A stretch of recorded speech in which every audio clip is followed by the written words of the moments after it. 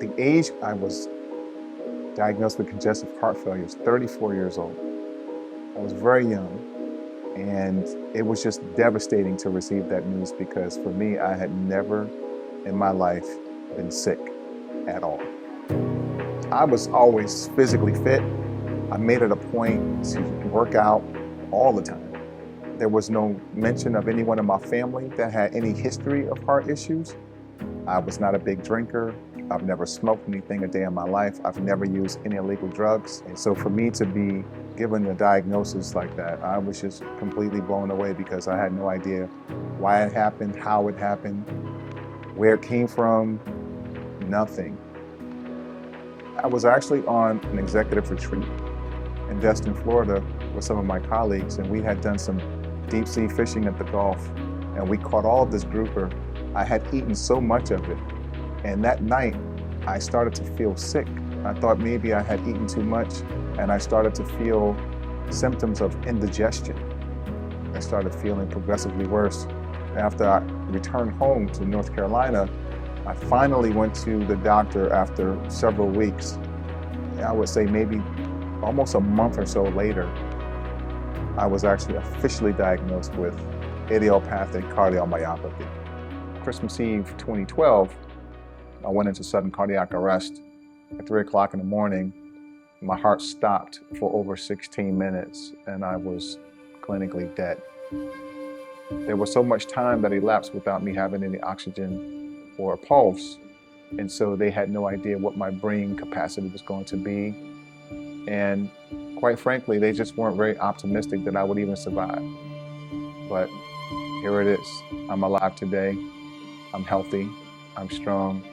And this is part of the journey of one who has heart failure. This is eventually something that can happen to you. Now, I am a miracle. I'm an exception. This doesn't happen every single day. But this is how serious this condition can be. If I could do anything differently, I would seek medical attention much sooner than I did. I waited so long to go to the doctor because I was so afraid that something was very seriously wrong with me. And I didn't want to confirm the worst.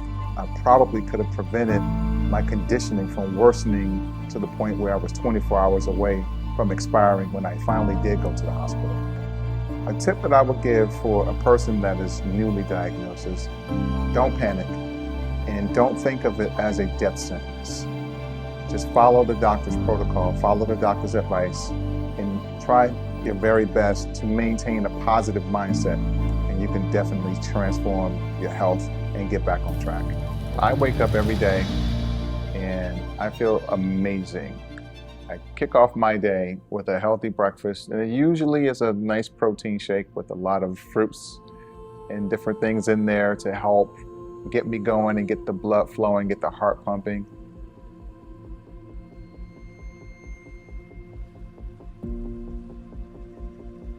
I take my medication every day without fail, and I also take supplements as well to help feed my cells and feed different organs in my body so that I'm performing at optimum health. I run, I lift weights, I exercise daily. I don't do anything too strenuous, but I'm consistent with my mobility. I'm consistent with my activity every single day. And that gives me the energy and the vitality and the strength that I need to do whatever it is that I want to do. I've completely turned my health around. I remember when I was first diagnosed, I was at 8% capacity. My ejection fraction was 8%.